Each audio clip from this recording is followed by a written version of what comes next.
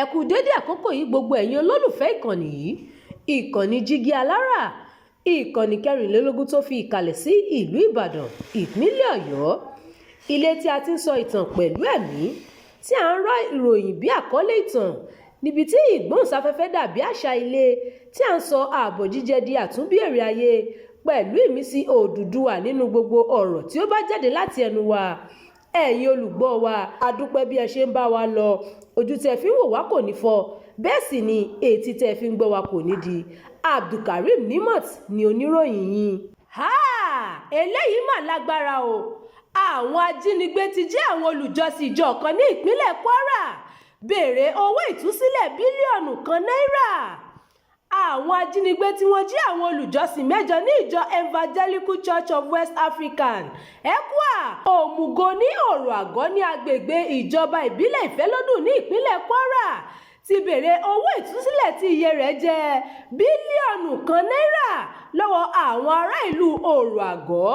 Àwọn ikọ̀ náà ya wọ ìjọ náà lọ́jọ́ Àìkú tó kọjá lásìkò tí wọ́n ń jọ́sìn lọ́wọ́, tí wọ́n sì jí àwọn olùjọsìn 8 gbé lọ. Gẹ́gẹ́ bí aṣojúkọ̀ròyìn wa ṣe sọ, a gbọ́ pé àwọn ajínigbé náà kàn sí àwọn ará ìlú náà lọ́jọ́rú, tí wọ́n sì béèrè owó ìtúsílẹ̀ bílíọ̀nù kan kí wọ́n tó lè tú àwọn tí wọ́n jí gbé sílẹ̀. Gẹ́gẹ́ bí ìròyìn tó tẹ̀ wá lọ́wọ́, bílíọ̀nù kan tí àwọn ará ìlú gbìmọ̀ láti san ni àwọn ajínigbé kọ̀ jálẹ̀, tí wọ́n sì ní pé kí gbogbo àwọn ìlú tó wà ní agbègbè Òrò Àgọ́ kópa láti kó owó bílíọ̀nù kan tí wọ́n ń béèrè jọ.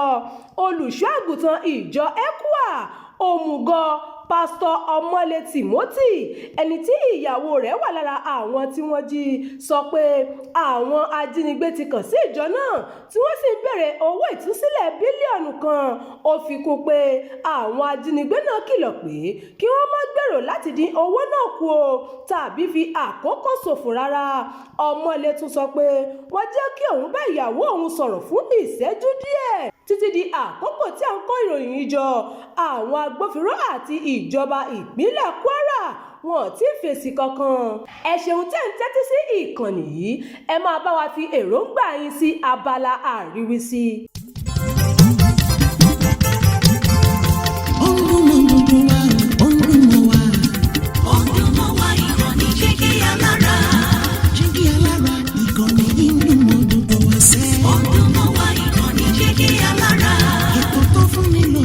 Ètò tó wà ní lọ́yẹ̀ wà ń bẹ̀. Ọdún mọ́ wá ìkànnì Jígí Alára. Ìròyìn lóríṣiríṣi tàbí mọ bó ṣe ń lọ láwùjọ.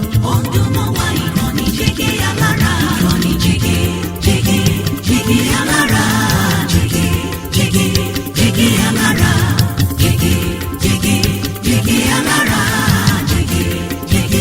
Jígí Alára. Ìkànnì Jígí Alára 24, bàbá gbogbo.